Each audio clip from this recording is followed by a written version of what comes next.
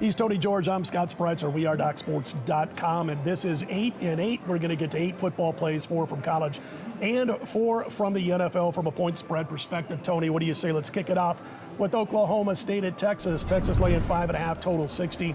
And Tony, this Oklahoma State team kind of among the general public or the casual fans flying under the radar with that undefeated record. Had them a couple of weeks ago when they knocked off Baylor, and I had to sweat till the very end. It was a top play.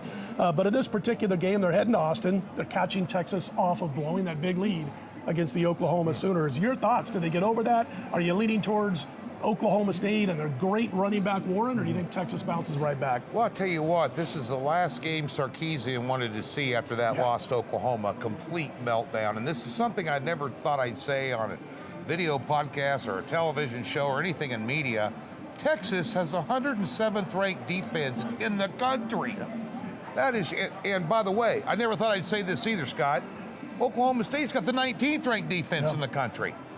I'll tell you what, right now, if you're thinking that Oklahoma State is a false 5-0, take a look at their schedule. Tulsa manhandled them. Tulsa's beating the hell out of everybody right now. You take a look, Baylor. Now, Baylor's a 6.5-point favorite to BYU this week. Kansas State gave Oklahoma all kinds of problems. Took care of business there. This is a good football team. And it's a good football team because they're playing good defense and they can run the football. And regardless of how sports handicapping has evolved, regardless of how the game has changed, playing good defense and running the football, Scott, still counts for something. Texas is miserable tackling. Yeah, terrible. So Sark's got the offense playing well, but they just cannot wrap guys up, and that's what happened to him last Saturday. And Robinson is a great running back for Texas, maybe one of the best. top 2 or 3 in the country, if not arguably maybe the best.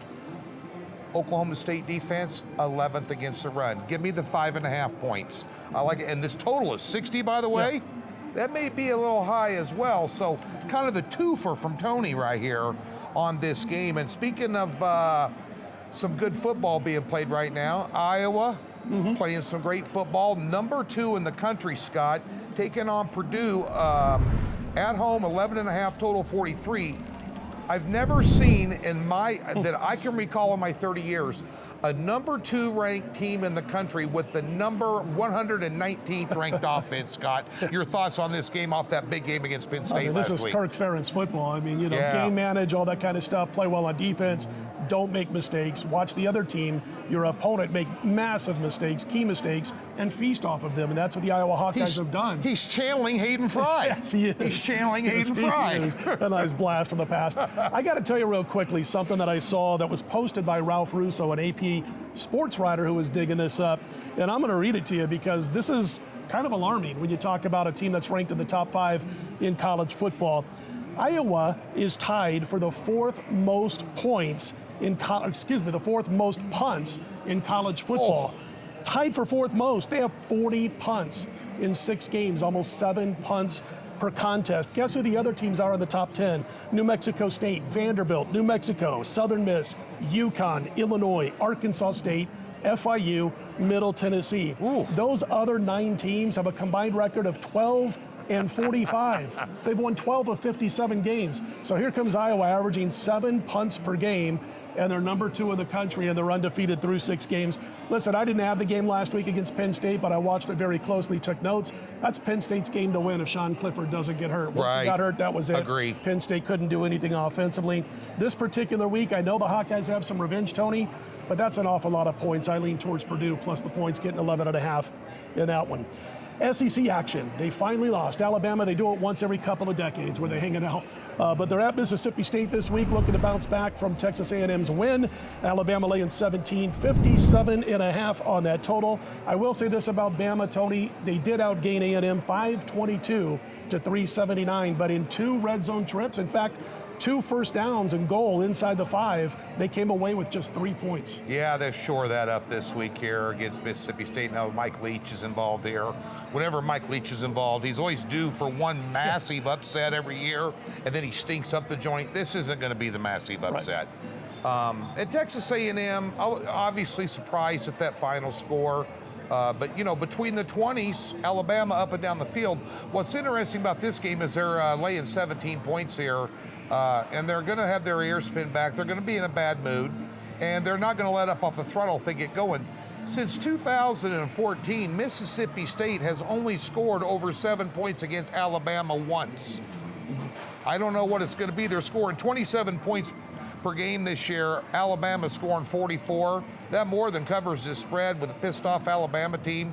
I'm going to take Bama here to get it done. Yeah. And I think they're going to come out hot. If you want to cut that down, if you're worried about the rebound spot, because this is virgin territory for the most part for the Crimson Tide, coming off a loss in conference, unless maybe it's in the championship game or something like that. But at the end of the day here, maybe take the first half line if you want to cut it down a little bit.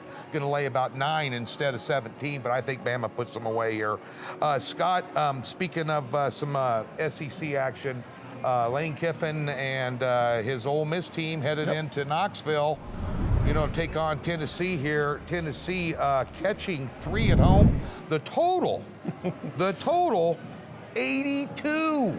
Scott, what do you think on this one? I've seen some 83s even. Wow. As this total keeps climbing. You got two great offensive minds in Lane Kiffin, and of course with Josh Heupel coming over from Central Florida, and he was able to maintain pretty much what Scott Frost had done in Orlando, and now he gets the job in Knoxville, and they finally got an offense that's doing something. I will say this, though, if you look at Matt Corral, he's still one of the Heisman favorites, despite the fact Ole Miss lost that matchup against Alabama a couple of weeks ago. Piled up over 600 yards, over 50 points in that win against Arkansas. Boy, that was a nail for me. I had Ole Miss in that game, and I don't know if everybody saw what happened at the very end, but that was a tough one to take. But listen, both offenses are clicking on all cylinders. It's scary to say that 82 or 83 is a potential play on the over, because you can have one drive that goes from their own 20 to the other team's 20, ends up in a missed field goal, a fumble, an interception, and all of a sudden you're behind the 8 ball. But for me, I do have a side on this. It's going to be over at DocSports.com this weekend, but as far as the total, an ever so slight lean on the over. Well, by the way, everybody watching this video, you can get that for free if you click the link in the description below. Get a free $60 from Docs. You've never been a member. Pick up your Sunday card for 30, my Sunday card for 30. You're eating steak and lobster for dinner, so be sure and get over to Docs to do that. And by the way, all you got to do is click on that link below the screen. Free $60 account. If you're not yet a member, you get those free $60 to use on any of our daily packages. Not just me and Tony, anybody at DocSports.com. Which brings us to the NFL. Packers laying 4.5, total 45 at Chicago. Tony G. Green Bay, well, they've shown that week one loss to New Orleans was obviously a fluke. It was almost their exhibition game, and Rodgers finally playing all that kind of stuff, and a lot of problems going on, of course, during the offseason. They got it together now. They are rolling. What do you think about this particular game? The Bears couldn't have asked to play the Raiders at a better time than they did last week. Well, I do it every week. I'll do it again. 2-word pick, under 45. I think the under in this game here. Green Bay, obviously, you think about Rodgers and the high power. They're only the 22nd ranked offense in the league in total yards. And by the way, the Bears are dead last, and there's no Montgomery at running back. That is a huge hit for this offense, not having because Montgomery is a great run. You fantasy guys that had him, you're ticked off. I don't blame you. But nonetheless, I think he really makes it go. And by the way, the defenses, you hear so much about Chicago and their defense and Mac. Green Bay's defense overall in yards is better than Chicago's. They're number 6, Chicago number 8. Smells under to me. I'm taking the under in this classic NFC Central kind of clash. It always is kind of a black and blue type ball game here, kind of like Big Ten football or something like that. So nonetheless, I do like the under in this game quite a bit here, as a matter of fact. Scott, we're going to talk about it. I don't want to talk about it. Last week I hid for the Nebraska game. I almost want to just do the whole thing like this right here. Plus I'm better looking like this. But at the end of the day, Kansas City Chiefs on the road. I heard you be sure and check out Scott's video with Chuck Esposito, the manager here at Red Rock Sportsbook. He talked about a big liability on Kansas City. I personally can't lay 7 with Kansas City on the road with the worst defense in the NFL, because their defense is like a funnel to the end zone right now. Scared me there when he started with an F. Yeah, well. Talking about his team. Well, this is family entertainment, or it'd be a lot worse. But nonetheless here, Kansas City on the road, playing the Washington football team, laying 7 points. Total 55.5 in this one as well, Scott. Yeah, it's funny when you watch these two teams, because I thought Washington's defense was going to be a little bit better than it's been. before the season began. They've allowed over 29 points on 4 occasions this year. We talked about it last week on this show, and we're talking about it again now.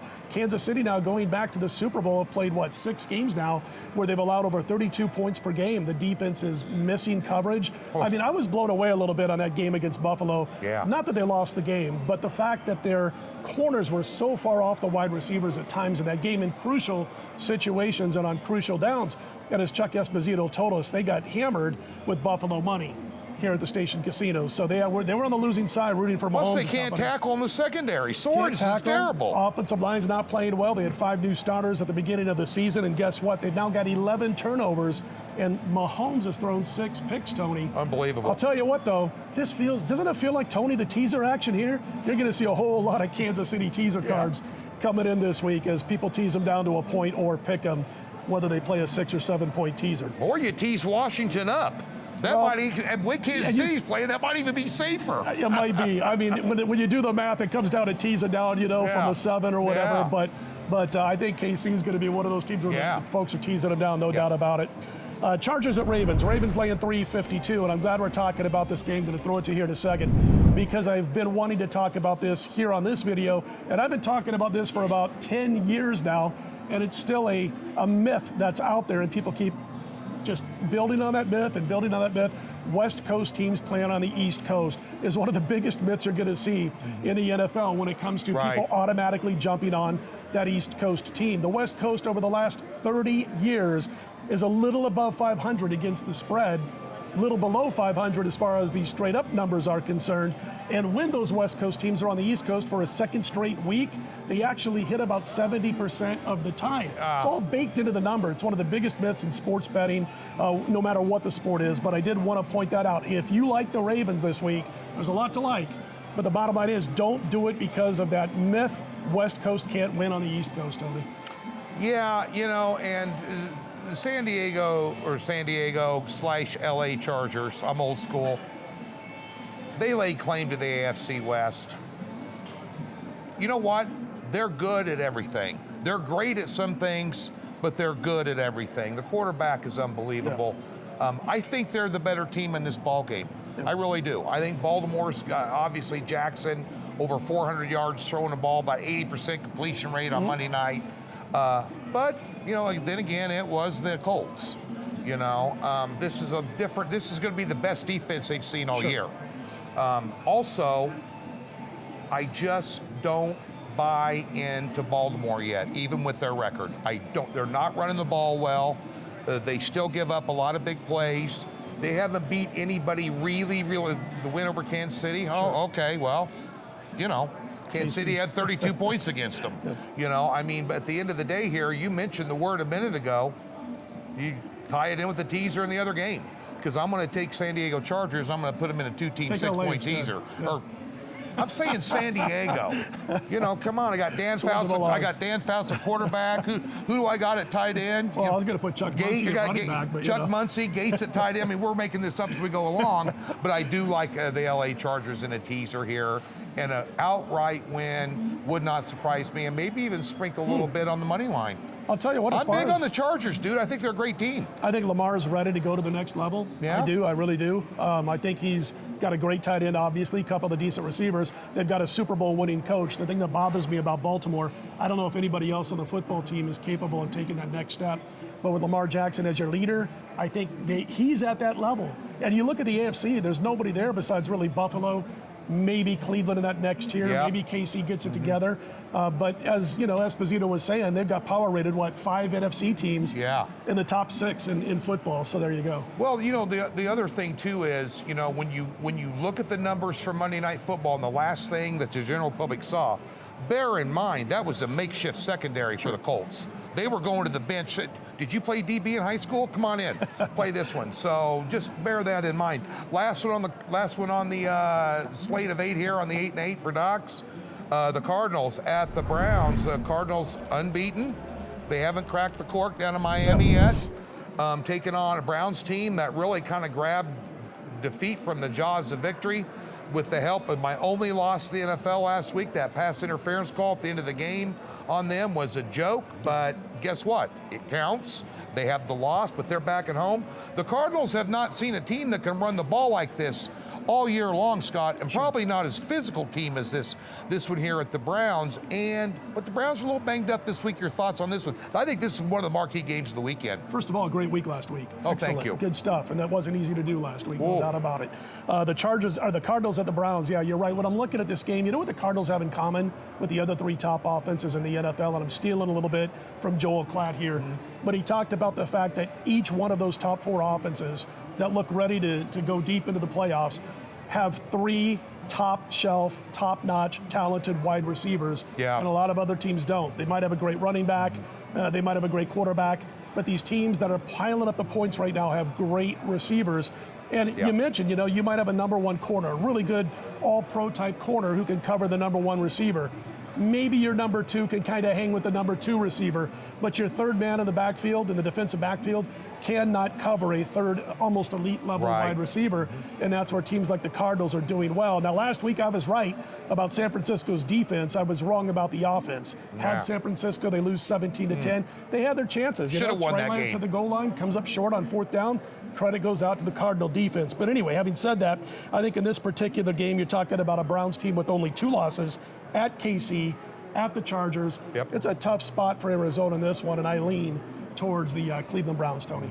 I agree with you 100% here. I think this is the best team that they've seen and the most physical team. Let's see how that Kingsbury finesse and all that's surrounding, all that juju they got going on. Sure. Against a really solid defense is physical as well. I think it's a road trip. You're west to east there a little bit, so there's a little bit of that involved. We kind of dispel that myth, but Scott, I think you're right. I think this, along with the Chargers and Ravens game, the 2 top games this weekend. I think it's good. We're going to find out a lot about all 4 of those teams in those 2 games. Hey, good stuff, Tony. Check out all his work this week. Every day, man, we got baseball playoffs. We got the NHL. NBA starts this upcoming week in just a few days. NASCAR. College basketball just around the corner. We're both doing Sunday NASCAR. You're Absolutely. doing great this year. 70-37 is the current run. Yes. I know you cashed a 7-star last week. I had a 5-star, and it won so easily. Of course, you're kicking yourself that it wasn't a little bit bigger, Yeah. but then a 5-star. Well, But it might nice go work. big again. Everything's bigger in Texas, and that's where they're running That's this where week. we're going. He's Tony George. I'm Scott Spreitzer. We are DocSports.com.